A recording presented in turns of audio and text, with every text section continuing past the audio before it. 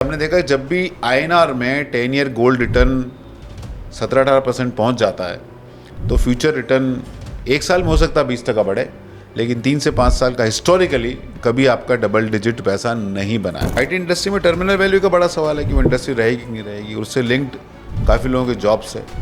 तो मुझे बड़ा सवाल आईटी इंडस्ट्री से इक्विटी मार्केट का नहीं, होता 8% वेट है और अंडर परफॉर्म किया तो और कम हो जाएगा। मुझे बड़ा सवाल है आईटी इंडस्ट्री नहीं चली तो रियल एस्टेट का क्या होगा, वो बहुत बड़ा सवाल है। क्या कनेक्शन है आईटी और रियल एस्टेट? इंडिया में making money is considered bad word.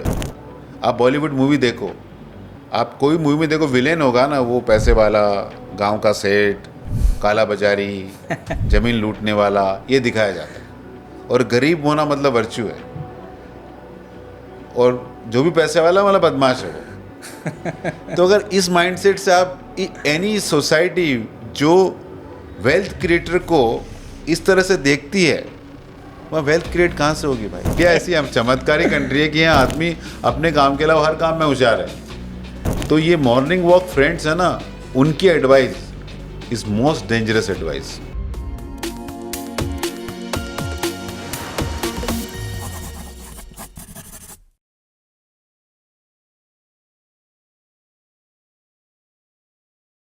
Hello sir, thank you very much for your time today. Thank you Bharatinder, thank you once again. तो सर, इन टुडेज मार्केट क्या आपको clients पूछ रहे हैं आपके, and what is it that you are telling them? तो पहला तो सवाल यही पूछते हैं लोग कि ये इज़राइल ईरान कब ख़त्म होगा, कब स्टेट ऑफ हॉर्मुज़ वापस रेगुलर होगा, सप्लाई डिस्ट्रप्शन कब ख़त्म होगा, कब एफआई माल बेचना बंद करेंगे, कब रुपया टूटना बंद होगा। ये सारी जो नॉर्मल आप the client talks what is news headline. Unfortunate part है कि न्यूज़ हेडलाइन हर दिन चेंज होता रहता है, उसके बेसिस पे न तो इकोनॉमी चेंज होती है, न अंडरलाइंग फंडामेंटल चेंज होता है। लेकिन we are a human being, we are a social animal, so we get conditioned by what we see, और उसको आप मतलब उसको आप नज़रअंदाज नहीं कर सकते। तो क्लाइंट तो वही सवाल पूछ रहा है, और पोर्टफोलियो पे कुछ खास पैसा नहीं बन रहा 1-1.5 साल में, तो क्लाइंट ये भी सवाल पूछ रहा है। लेकिन हमारे लिए एक बहुत अच्छी बात ये रही कि हमने पिछले 2 सालों में अल्ट्रा अग्रेसिव बैट्स कोई भी नहीं लिया। तो जैसे 2 साल पहले हमने स्मॉल मिड कैप से सबका पैसा ऑलमोस्ट जो सुनने को तैयार था उनका पैसा निकलवा दिया। From 2022 we are very clear कि we are not liking IT industry, और 1-1.5 साल पहले से हम लोगों ने फार्मा, हेल्थ केयर, इनकी तरफ ज़्यादा ध्यान देना चालू किया। हमने अक्सर देखा कि जो सिचुएशन होती है तो सब लोग उस सिचुएशन को एक्स्ट्रापोलेट करते हैं, चाहे नेगेटिव हो चाहे पॉजिटिव हो। तो जो नेगेटिव है तो सब बर्बाद है, और जो पॉजिटिव है तो एकदम हाई पे है। तो न तो हम एक्सट्रीम पॉजिटिविटी से कैरिड अवे होते हैं, न एक्सट्रीम नेगेटिविटी से कैरिड होते हैं। लेकिन क्लाइंट होता है तो हमारा काम क्लाइंट को उस टाइम होल्ड करके होना होता है, क्योंकि हमने देखा कि इकोनॉमी 8 से 10 साल के साइकिल में चलती है। Boom, bust and no growth वाला फेज़ होता है। पैसा आपको 8-10 सालों में, 3 साल में, 4 साल में बनता है। तो हमारा काम ये नहीं कि प्रेडिक्ट करना है कि नेक्स्ट बूम कब आएगा या नेक्स्ट बस्ट कब आएगा। हमारा काम है कि उस क्लाइंट को जो बैलेंस पीरियड में होल्ड करके रखना, ताकि वो बूम का फ़ायदा उठा पाए। तो हमारा सबसे बड़ा बिहेवियरल एज होता है जो हमारा क्लाइंट हमारे पास आता है, तो उसका हम ध्यान रखते हैं। और अभी हम अलोकेशन वेरी ऑनेस्टली निफ्टी 50 में, तो मैं I don't like that index too much for various reason. ज़्यादा पैसा हम कोशिश करते हैं कि multi cap, flexi cap, health care, BFSI, energy, manufacturing, मतलब थोड़ा थीम में 15-20% एलोकेशन क्लाइंट का दें।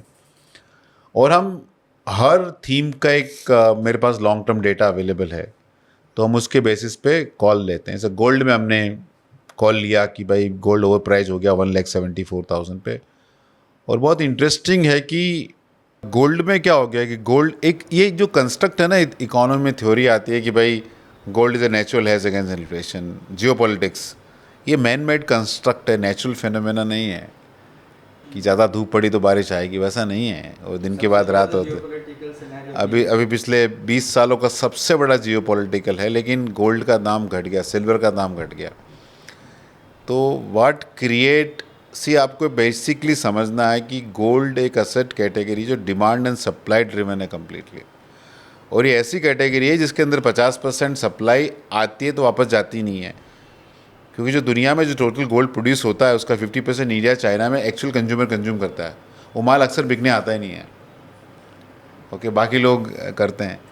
तो क्या हुआ कि 2023 में जब रशिया 2022-23 में यूक्रेन रशियन क्राइसिस हुआ तो यूएस ने रशिया का पैसा देना, तो सारे world across took the notice कि यार ये तो हमारे साथ भी हो सकता है। तो सारे central bank start buying gold. तो जो गोल्ड का होल्डिंग सेंट्रल बैंक का 13% था टोटल रिजर्व का उन 2019 में, वो अभी 26% हो गया, इसके ऊपर नहीं जाएगा। और काफ़ी अभी सेंट्रल बैंक गोल्ड एक्चुअली बेचना चालू कर दिए हैं। उसका रीज़न है कि इस क्राइसिस की वजह से उनकी इकोनॉमी के ऊपर बहुत स्ट्रेस है, जीसीसी जैसा है, उनकी इकोनॉमी पर बहुत ऊपर स्ट्रेस है। ये जब ख़त्म होगा तो पता नहीं क्या होगा, मुझे पता नहीं है, बट हमने देखा जब भी आईएनआर में 10 ईयर गोल्ड रिटर्न 17-18% पहुँच जाता है तो फ्यूचर रिटर्न एक साल में हो सकता है 20% बढ़े, लेकिन 3 से 5 साल का हिस्टोरिकली कभी आपका डबल डिजिट पैसा नहीं बना है। ये हमारी रीडिंग है। ठीक है सर। तो एक चीज़ मैं आपसे ये पूछना चाहता हूँ कि सारे YouTubers, AMCs and lot of people are talking about कि यही पीरियड है इक्विटी में इन्वेस्ट करने का। आप 2008 वाला एग्जांपल देते हैं, कोविड वाला एग्जांपल देते हैं, आपको क्या लगता है, is it like just like that, it's similar opportunity या this time it is different? देखिए, ये उस जाने से पहले मैं आपको एक बहुत फंडामेंटल चीज़ बताना चाहता हूँ कि मैं हमेशा से, अभी से नहीं, मैं 30 साल से मैं विश्वास करता हूँ कि ये ग्लोबल एक्सपर्ट ने हमको बेवकूफ़ बनाया, भारत को। ये ग्लोबल इकोनॉमिस्ट आके, स्ट्रेटेजिस्ट आके बोलते हैं कि सोर्स फ्रॉम द चीपेस्ट। तो उस पूरे प्रोसेस में हमारे इंडिया की मैन्युफैक्चरिंग ख़त्म कर दी कि चाइना से आज इंपोर्ट करो, असेंबल करो। तो हमने 20-30 सालों में कोई ढंग का कैपेबिलिटीज़ क्रिएट नहीं किया, और चाइना में इन्वेस्टमेंट किया अमेरिकन कंपनीज़ ने, लेकिन चाइना ने उनको अलाउ नहीं किया अंदर घुसना ज़्यादा। आज सारा सोशल मीडिया उनका है, सब कुछ उनका है। अभी यूएस को डर लग रहा है कि कहीं चाइना जैसा इंडिया नहीं बन जाए, क्योंकि अकेला उसको चाइना हैंडल करना भारी पड़ रहा है, रशिया उनको तकलीफ़ दे रहा है। अगर चाइना जैसा इंडिया ही बन गया तो यूएस का जो डोमिनेंस है उस पर बड़ा रिस्क आ सकता है। तो इसलिए इंडिया को पूरा दबाने की कोशिश हो रही है। ये पहली बार नहीं हुआ है, हिस्टोरिकली कई बार इंडिया के साथ हो चुका है। इंडिया इससे बाहर आता है और इस बार भी इससे बाहर आएगा। ये फेज़ क्या होगा कि 1 साल लगेगा, 2 साल लगेगा इस मार्केट को वापस रिटर्न जनरेट करने में, I don't know the outcome, very honestly no clue. लेकिन अगर मैं हिस्टोरिकल पी मल्टीपल वो सब देखूँ ना, तो अगर आपको ये देखना है कि आपको बाज़ार में एब्सोल्यूट नहीं देखना कितना पैसा बनेगा, एवरीथिंग इज़ रिलेटिव। अगर जीडीपी एक्सपांड होगी तो कंपनियों का मुनाफा बढ़ेगा, कंपनियों का मुनाफा बढ़ेगा तो आपको बाज़ार में रिटर्न दिखेगा। अगर जीडीपी एक्सपांड ही नहीं होगी तो आपको रियल एस्टेट में भी ग्रोथ नहीं आएगी, आपको कोई भी सेक्टर में ग्रोथ नहीं आएगी, आपके बिजनेस में ग्रोथ नहीं आएगी, आपकी सैलरी में ग्रोथ नहीं आएगी। तो ये सारा इंटरलिंक्ड है। जैसे जापान में लोग बोलते हैं कि 20-20, 30-30 साल तक रिटर्न नहीं छूटा, तो जापान में इंटरेस्ट रेट भी 0% रहा, जीडीपी खास एक्सपांड नहीं हुई, कैपिटल मार्केट। तो ये सारा इंटरलिंक्ड है एक्चुअली, ये हमको जानना बहुत ज़्यादा ज़रूरी है। तो इंडिया में तो पैसा बनता रहेगा, और इंडिया एक सेक्टर ड्रिवन इकोनॉमी नहीं है। इंडिया में जैसे आज अब यूएस में 7 बड़े स्टॉक है, चाइना में 5 है, कोरिया में 2-3 है, ताइवान में 1-2 है। इंडिया में अगर आप डेटा निकालो तो निफ्टी 50 के 28 स्टॉक ऐसे हैं जो निफ्टी से ज़्यादा रिटर्न दिए हैं, they come from various sector of the economy. तो आज डेफिनेटली अर्निंग पे चैलेंज है, एंटरप्रेन्योरशिप पे बड़ा सवाल है, लेकिन नई कंपनीज आ रही है। और उसमें मेरा जो रीडिंग वो ऐसा है कि 92 के बाद इंडिया का रिफॉर्म हुआ और बहुत इंडस्ट्रीज़ बनी हैं। तो वो दौर हमने देखा, we were like students, management trainees, हमने वो दौर देखा, हमने बड़े बड़े इंडस्ट्रीज़ को बनते देखा। काफ़ी जगह हमको लगता है कि सेकंड जनरेशन उस एंटरप्रेन्योर की इतनी हार्ड वर्किंग नहीं है। तो पापा जी ने तो फैक्ट्री बन ली 1000 करोड़ की अपनी लाइफ टाइम में, बच्चे को फैमिली ऑफिस का पैसा मैनेज करना है, बच्चे को 40 डिग्री प्लांट पे नहीं जाना है। तो आने वाले पीरियड में मुझे लगता है कि इंडिया में मैन्युफैक्चरिंग ग्रोथ ज़बरदस्त होने वाली है, लेकिन वो ग्रोथ होगी उसी फैमिलीज़ में कि जहाँ बच्चा फैमिली ऑफिस का वेल्थ मैनेज करने की बजाय वो बच्चा 40 डिग्री में प्लांट में विज़िट करे, वो वर्कर से डील करे, वो सप्लायर से डील करे, वो ट्रांसपोर्टर से डील करे, वो टैक्स ऑफिसर से डील करे। वो तामझाम करने वाला परिवार ही आगे बढ़ पाएगा। एक सेक्टर की क्योंकि आप बात कर रहे हैं and everybody is talking about AI for various reasons, I want your perspective कि AI how it is going to change both IT industry and job market, and more so from the what do you think of IT industry? आपने already बोला कि आपने 2 साल पहले से ही call लेना start किया कि you're not very much interested in IT. तो is this further you will continue to hold that view, या AI से कोई रिलेशन नहीं है इसका, आपने वैसे ही IT के ऊपर वो व्यू लिया हुआ है? नहीं, मेरा उस टाइम कोई अंडरस्टैंडिंग नहीं था कि ऐसे क्या होने वाला है। हमारा एक वैल्यूएशन मैट्रिक्स है, उससे हमने देखा तो मालूम पड़ा कि आईआईटी में अभी इतना बड़ा पैसा जो बन गया। हमारा सिंपल मैजिक है, जहाँ मेथड है कि जहाँ बहुत बड़ा पैसा बन गया ना, फ्यूचर में पैसा नहीं बनता, because her cheese self correcting है। अगर सिल्वर का प्राइस कॉस्ट ऑफ प्रोडक्शन से 5 गुना बढ़ गया, वो लोग बोलते हैं सिल्वर के अलग अलग यूजेस इसलिए प्राइस बढ़ गया। तो अगर सिल्वर का प्राइस इतना बढ़ गया, जो इनपुट लेने वाला वो क्या करेगा? वो तो अल्टरनेट सोचेगा ना। अगर वो इनपुट पे वो माल ले बनाए तो उसका जो आउटपुट है वो बहुत एक्सपेंसिव रहेगा, तो जो यूज़र है वो बोलेगा मेरे को तो इतनी कॉस्ट माल नहीं चाहिए भैया तेरा, समझा? तो कोई भी इंडस्ट्री इस लेवल की ग्रोथ कंसिस्टेंटली मेंटेन नहीं कर पाती है। और हर इंडस्ट्री का एक फ़ेज़ होता है 20 साल 30 साल का। जैसे FMCG कंपनी का फ़ेज़ था 30-40 साल का, NBFC का था, बैंक्स का था। तो हर इंडस्ट्री का एक फ़ेज़ होता है। अभी देखिए अल्कोहल इंडस्ट्री US में बहुत इंटरेस्टिंग है। अल्कोहल इंडस्ट्री ने 30-40 साल तक पैसा बनाया, लेकिन अब पिछले 10-15 साल में पैसा ही नहीं बन रहा, क्योंकि alcohol consumption and tobacco consumption in US is going down. Nobody thought about कि इनके कंजम्पशन भी नीचे जा सकते हैं क्या। आजकल drinking is not that socially cool thing जो पहले थी, 90s में थी, 2000 में थी। इंडिया में वही ट्रेंड हमको दिख रहा है। तो हर इंडस्ट्री का एक दौर आता है। तो IT इंडस्ट्री का बहुत ज़बरदस्त दौर था, 92 से लेके 30 साल तक चल गया, 3 डिकेड का हो गया। और आज सवाल ये उठता है कि मैं एज ए इन्वेस्टर और मैं एज ए डिस्ट्रीब्यूटर मैं क्या कॉल लूँ अपने क्लाइंट के लिए। तो आज एक फंड हाउस है, फंड A जो IT पे लॉन्ग जा रहा है, और एक B है जो IT को नहीं पसंद कर रहा है। What do I do? Forget about as a MFD, what should I do as a investor? तो अगर यहाँ पे गया मैं जहाँ IT पे एक फंड मैनेजर ओवरवेट है, IT चला तो मैं हीरो दिखूंगा, और नहीं चला तो मैं जीरो दिखूंगा। और यहाँ पे अगर IT चला तो मैं जीरो दिखूंगा, और IT नहीं चला तो मैं हीरो दिखूंगा। तो बाइनरी गेम नहीं खेल सकते इन्वेस्टिंग के अंदर। तो मुझे देखना है कि जब कोई चीज़ समझ में नहीं आ रही है तो आपको कॉल लेना ज़रूरी नहीं है, आप इक्वल वेट पे चले जाओ। ओके। और जहाँ आपको स्ट्रक्चरल अच्छा दिख रहा है, तो अगर मैं मेरे वैल्यूएशन मैट्रिक्स से देखूँ तो FMCG और IT companies are available at one of the historical lowest number. But सवाल ये कि स्ट्रक्चरल डाउनटर्न है या ये टेम्पररी है, तो दोनों में बड़ा चैलेंज दिख रहा है। FMCG में तो स्ट्रक्चरल डाउनटर्न दिख रहा है मुझे। They will continue to do well, ऐसा नहीं कि उनका रेवेन्यू ग्रोथ होता रहेगा, बट जिस तरह का पैसा उन्होंने हिस्टोरिकल बनाया उस तरह का पैसा वो लोग नहीं बना पाएंगे, बिकॉज एक बहुत बड़ा दौर उनका चला गया। IT इंडस्ट्री में टर्मिनल वैल्यू का बड़ा सवाल है कि वो इंडस्ट्री रहेगी कि नहीं रहेगी, उससे लिंक्ड काफ़ी लोगों के जॉब्स है। तो मुझे बड़ा सवाल IT इंडस्ट्री से इक्विटी मार्केट का नहीं, वो 8% वेट है और अंडर परफॉर्म किया तो और कम हो जाएगा। मुझे बड़ा सवाल है IT इंडस्ट्री नहीं चली तो रियल एस्टेट का क्या होगा, वो बहुत बड़ा सवाल है। क्या कनेक्शन है IT और रियल एस्टेट? क्योंकि अगर आप देखो सिंस इंडिपेंडेंट सेंट्रल गवर्नमेंट ने खाली 60-70 लाख जॉब क्रिएट किए हैं 1947 से। IT इंडस्ट्री ने 90 से लेकर 70 लाख जॉब क्रिएट कर दिए। और all of these guys are like Bangalore, Gurgaon, इनका रियल एस्टेट का रीजन क्या है?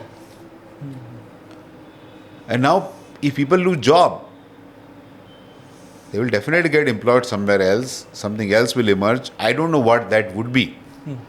तो वो मुझे बहुत बड़ा चैलेंज दिखता है IT इंडस्ट्री को लेके। तो I have lots of client from IT industry and when you speak to them today, the body language is, देखिए सिक्लिकल है. आप देखिए पोस्ट कोविड कोडर कितने डिमांड में थे. आप देखिए पोस्ट कोविड आईटी कंपनी का रिट्रेंचमेंट, एम्प्लॉय टर्नओवर 20-30% बढ़ गया.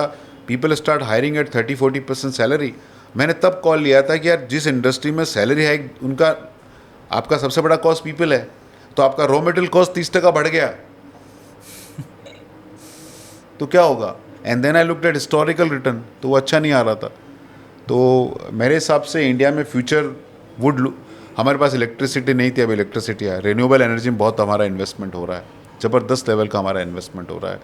काफ़ी लोगों को पता नहीं है, Kazakhstan produces 40% of uranium in the world. 2 वहाँ की कंपनियों के साथ इंडिया ने लॉन्ग टर्म कॉन्ट्रैक्ट साइन किया. लेकिन आपको चाइना, आपको यूएसए, आपको मतलब बड़ा बनने में दखलंदाजी करेगा. लेकिन आपको बड़ा बनना है तो आपको खुद का विल पावर चाहिए, मेहनत चाहिए. वो आज इंडियन डेमोन्स्ट्रेट कर रहे हैं धीरे धीरे अलग अलग फील्ड में. एक बहुत इंटरेस्टिंग चीज़ है, अगर आप देखो कि इंडिया में R&D में कौन इन्वेस्ट कर रहा है, तो बहुत इंटरेस्टिंगली DRDO कर रहा है, इसरो कर रहा है. प्राइवेट कंपनी नहीं कर रही है, क्योंकि प्राइवेट कंपनी इंडिया में हम एंटरप्रेन्योर को ब्लेम कर सकते हैं. लेकिन यहाँ प्रॉब्लम क्या है कि इंडिया में making money is considered bad word. आप बॉलीवुड मूवी देखो, आप कोई मूवी में देखो, विलेन होगा ना वो पैसे वाला, गांव का सेठ, काला बाजारी, ज़मीन लूटने वाला, ये दिखाया जाता है. और गरीब होना मतलब वर्च्यू है, और जो भी पैसे वाला मतलब बदमाश है वो. तो अगर इस माइंडसेट से आप एनी सोसाइटी जो वेल्थ क्रिएटर को इस तरह से देखती है, वह वेल्थ क्रिएट कहाँ से होगी भाई. और हमारे ये एक्चुअली हमारी संस्कार नहीं है. अगर आप योग वशिष्ठ पढ़ो तो वशिष्ठ जी अर्थ का इम्पोर्टेंस बताते हैं कि राजा को भी शासन चलाना, तंत्र चलाना होता है, लक्ष्मी की ज़रूरत है, पैसे की ज़रूरत है, उसको बहुत इम्पोर्टेंस दिया जाता था. ये तो हम सोशलिज्म में घुस गए, मतलब पॉवर्टी को हम एकदम. और आप देखो मूवीज़ देखो कि जो मूवीज़ में हीरो होता था, प्रोफेसर है, कम कमाई वाला है, he was the hero. Interesting. तो वो माइंडसेट हमको बिल्कुल, we have to treat wealth creator, we have to create entrepreneurs much bigger. उनको मेरे हिसाब से इंडिया में अगर किसी को सेलिब्रिटी बनाना है ना, जो 5 आदमियों को जॉब देना वो सेलिब्रिटी है, जो 10 आदमियों को जॉब देना वो सेलिब्रिटी है. थोड़ा थोड़ा चेंज हो रहा है अब. होना ही नहीं, बहुत बड़े. मैं आपको एक उसका एनालॉजी अलग देता हूँ. मैं आपको एक ऑन्कोलॉजिस्ट है जो डिस्कवर करता है कैंसर. उसको लोग भगवान मानते हैं, इसको कैंसर की बीमारी है. लेकिन ब्रेस्ट कैंसर कौन डिस्कवर करता है?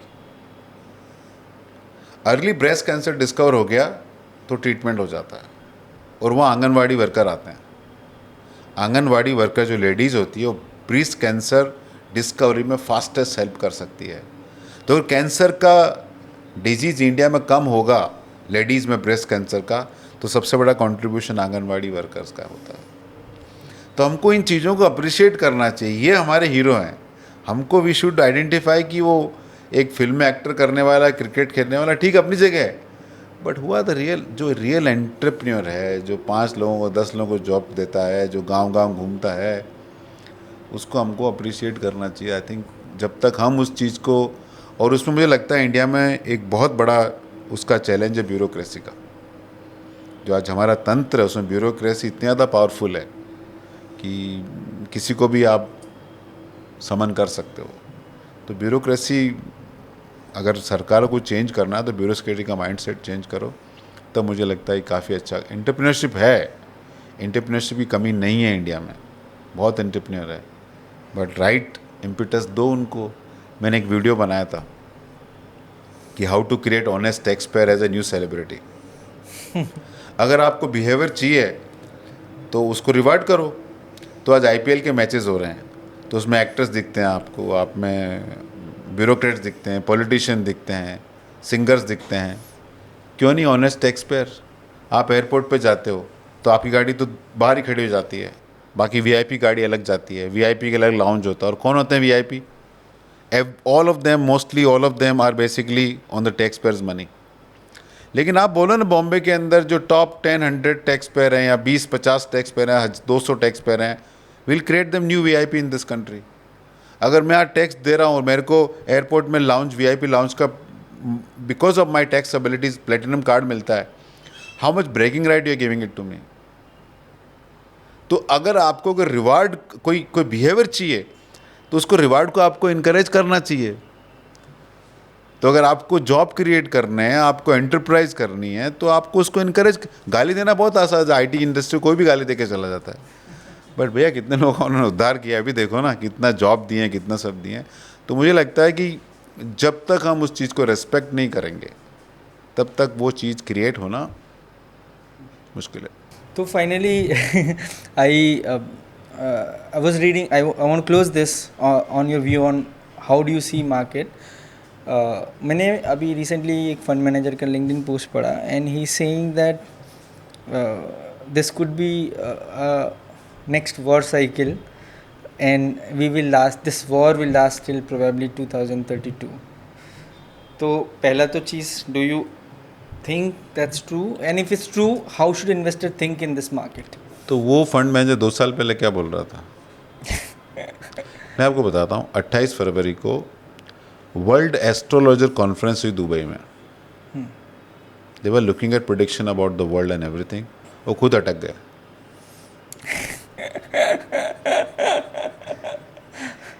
तो equity market is very brutal. It sees opportunity in every crisis.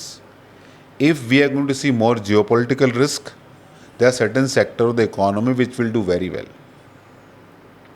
आज पूरी दुनिया में वर्कर्स की कमी है. अगर डिफेंस में एक्सपेंडिंग बढ़ेगी तो definitely India will do very well. और अग्निवीर जो हैं सारे के सारे, उनको बहुत बड़े जॉब मिलेंगे. पूरा जीसीसी में लोग चाहिए, यूरोप में जॉब लोग चाहिए. कहाँ से आएंगे लोग? Pakistan already signed deal with 2 countries where Pakistan is going to put their people, their soldiers on that place. वो एक लिंक्ड है, उनका कम्युनिटी लिंक्ड है. बट यूरोप में लोग चाहिए आपको, ताइवान में लोग चाहिए आपको, कनाडा में लोग. कहाँ से आएंगे लोग? और डिफेंस, कोई भी वार होता है तो डिस्ट्रक्शन के बाद कंस्ट्रक्शन बहुत ज़बरदस्त होता है. तो आज एपी सेंटर वार का Israel market is all time high. Israel's currency appreciated against USD by 20%. तो ये देखिए क्या है. सो अगर डिस्ट्रक्शन हुआ, अगर 2032 तक वार चलता है तो आप अज्यूम करिए कि बहुत सारा डिस्ट्रक्शन होगा. उसके बाद कंस्ट्रक्शन बहुत बड़े लेवल के ऊपर होने वाला है. तो अगर ये उनकी बात सही निकलती है तो मैं तो very honestly, it is not good for world peace and environment and safety and all that. But equity market के लिए बहुत बड़ा अच्छा अपॉर्चुनिटी आ सकता है. तो I want to end this video with your point of view. How should investor be thinking right now? Regular invest करें, ज़्यादा न्यूज़ फ्लो ना देखें. कोई भी बड़ा पैसा नेगेटिव रिटर्न के दौर के अलावा नहीं बनता है. इक्विटी मार्केट लीनियर नहीं है कि 12% ग्रोथ आएगी, 8%. इक्विटी मार्केट में ऐसा पैसा नहीं बनता. अगर आपको पूरी स्टेबिलिटी चाहिए, कोई भी वॉलेटिलिटी नहीं चाहिए, तो डेट प्रोडक्ट आपके लिए सही है. लेकिन आपको 12-15% ग्रोथ चाहिए तो आपको इक्विटी चाहिए. और equity is a volatile asset category. ये इसका फीचर है, बग नहीं है इक्विटी का. तो जब तक आप मार्केट को मत देखो, आप अपने आप को देखो कि are you comfortable living with volatility? Are you comfortable living with no return for even 3-5 years? Then equity market will reward you, else equity market will not reward you. ये मैंने आपको स्पेसिफिक इसलिए पूछा. कल मेरे एक फ्रेंड हैं, 2-3 साल से हमारी ज़्यादा बात भी नहीं थी. अचानक से मुझे उन्होंने अपना पोर्टफोलियो भेजा, बोलते हैं 50% डाउन, क्या करूं?